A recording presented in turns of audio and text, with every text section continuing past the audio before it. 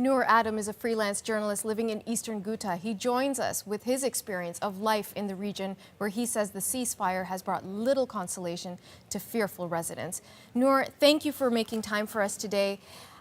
We can't get reporters in there. Aid workers can't get into there unless they were already there before the bombardment began. Describe for us the scene around you and where you live. What do the neighborhoods look like?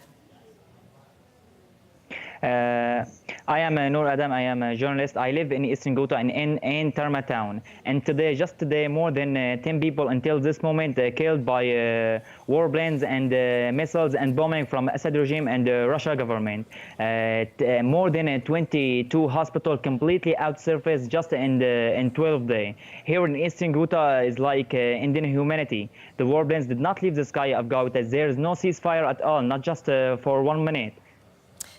I'm going to ask you to go a little bit deeper into the ceasefire. So last week, 1 week ago, the UN Security Council went ahead, voted, said we need a 30-day ceasefire. Then Russia said they were going to allow for 5 hours of a truce every single day so that aid and medication could go in, and if people wanted to, they could get out. What has happened in the past week? In the past week, since the Security Council voted for a ceasefire, that is not true. The Russian government did not stop hitting the building and the towns in Eastern Ghouta. Also, the Assad hit many towns.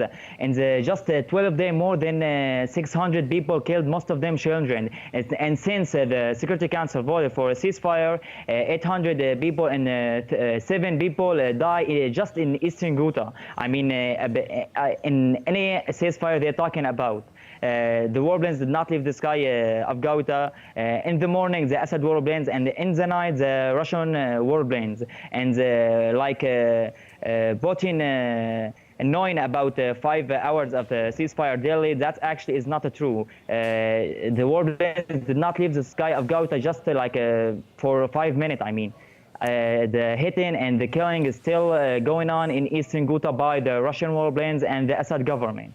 Noor, give us a sense of day-to-day life. If you're a family living in Eastern Ghouta, if your children need to go to school, if you need to go to work, are these things even possible? What is life like there? No, that's it's impossible. I mean, more the schools are destroyed by the warplanes, and the children hiding in the shelter there and their family. I mean, they can't out from the shelter because of the bombing and the missiles. The shops are closed, the streets are empty. People can barely eat one meal for the day. It's like it's hell on earth. Nobody can go out to street. There is no food, no water. No place it's safe. Even the shelter, the airstrike target the shelter and target every building and every neighborhood in Eastern Ghouta.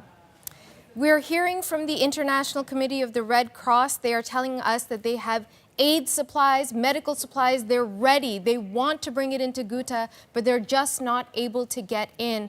How is that aid supposed to get in? Is there any room for people to move?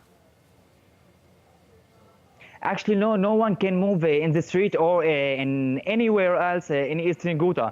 And the people waiting for the aid, like the Red Cross, knowing about aid and medical supplies and medicine. But until this moment, nothing entered. They need to permission from Assad government, and the Assad government did not give them that permission to enter Ghouta. I mean, we are under the siege like now for more than 5 years. People, their families more than 5 years. Noor, sorry, forgive me for interrupting, but if the aid and the medical supplies and the food does not come in, how long can Eastern Ghouta stay like this? We can stay like this in just 1 month, until the farmer will completely end from the food, and I mean, there's no safe water, there's no electricity. I mean, everything here actually, what kind of life is that? I mean, when the farmer ends, people here did not eat anything. I mean, we can barely survive just 1 month or 2. You have described it. 400,000 people are trapped here. You have described it as hell on earth for 400,000 people. but you're living there as well. Tell me a little bit about your life, your family. How are you guys coping day to day? It's me. I mean, when the warplanes start hit the building and the towns, I work with the Damascus Media Center. We take our camera and go to document what's happened, violent to civilians. We document what's happened and we risk our life to show the world what we really are suffer. And there are civilian defense who try to save the people under the rubble. There's family until this moment under the rubble. The civilians defense and the ambulance cannot save them because the warplanes target that area. I mean, it's more than hell on earth. I mean, what kind of life is that? The hospital target, the shelter, the building, the neighborhood, all spot in Eastern Ghouta target by many airstrikes and many missiles. Just today, until this moment, more than 25 airstrikes hit the towns and cities in Eastern Ghouta. From another side, the Assad forces and the Russia forces trying to break an attempt to Eastern Ghouta from many fronts in Eastern Ghouta. And people here, they don't want to leave because that's our home. That's we are raising. That's we are raising our children, and that's we are live.